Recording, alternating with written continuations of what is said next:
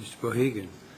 Thank you, Mr. Chairman, and Ranking Member Camp and members of the committee for the opportunity to appear before you today to discuss some key issues. And I want to say how impressed I've been with the committee today in engaging in substantive discussion and with all the panels on what's been, I'm sure, a long day for you. I'm a small businessman. I'm working to establish a firm that will deploy energy-efficient equipment throughout commercial and industrial properties in the United States.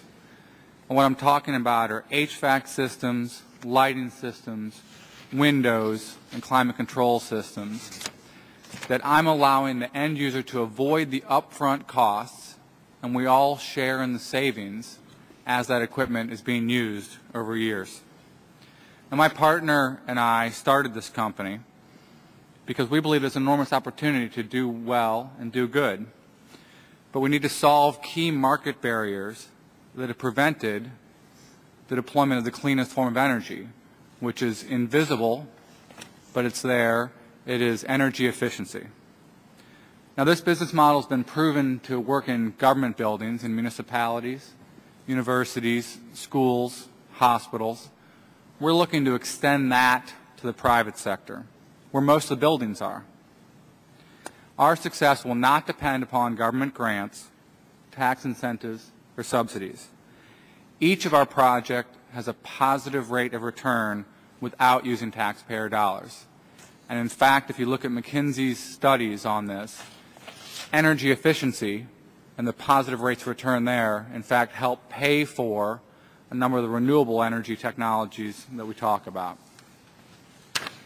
So by using existing energy-efficient technologies that pay for themselves, the United States could cap its increase in energy demand and greenhouse gas emissions.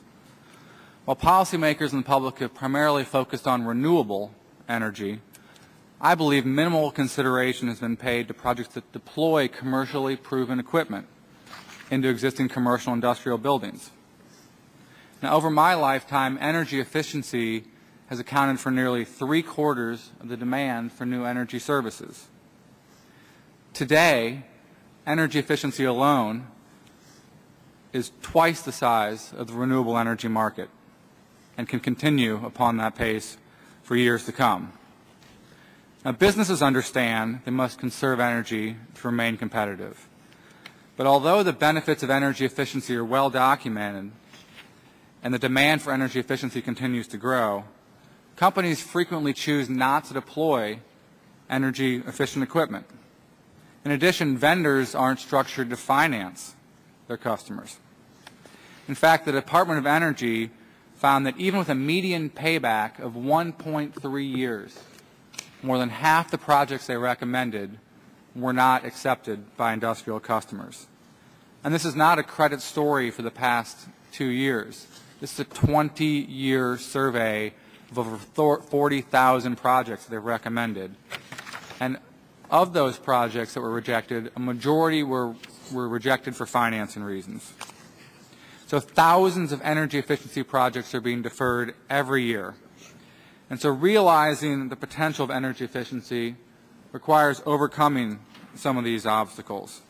And when the U.S. government has focused on energy efficiency, it's primarily focused on retrofitting its own buildings, which I commend, as well as the residential sector, which I commend.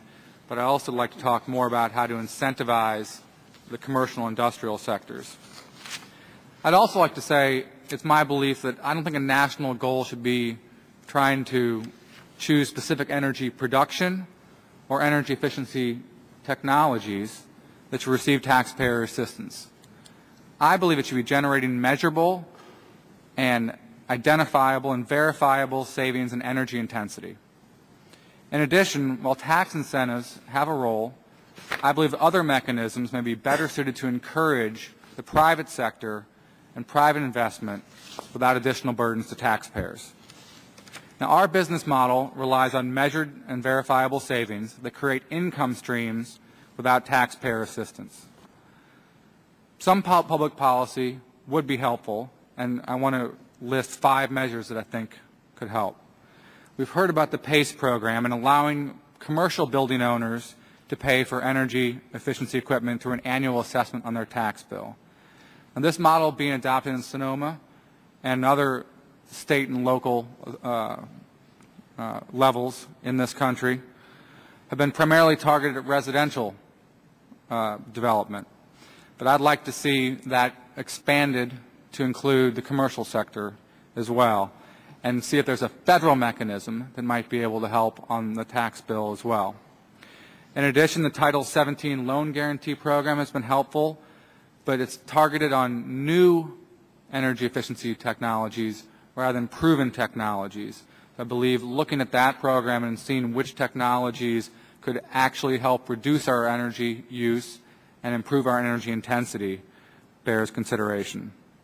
I believe that extending and potentially expanding the energy efficient commercial buildings tax deduction could be helpful. I think allowing more rapid depreciation of capital equipment and energy efficiency retrofits would also spur the market. And last, while it's typically a state and local responsibility, helping to develop model building codes that encourage energy efficiency through retrofits would be helpful. Now, building owners and policymakers at all levels understand that improving energy efficiency is a key to our competitiveness. And I talk to manufacturers and contractors and vendors in lighting and windows and heating and insulation and other fields across the United States that have the ability and the desire to serve this market, that are going to help create manufacturing jobs and installation jobs in this country. I thank you for your time today and know that we stand ready to assist Congress in making American businesses become more efficient, competitive, and create the jobs of the future. Thank you.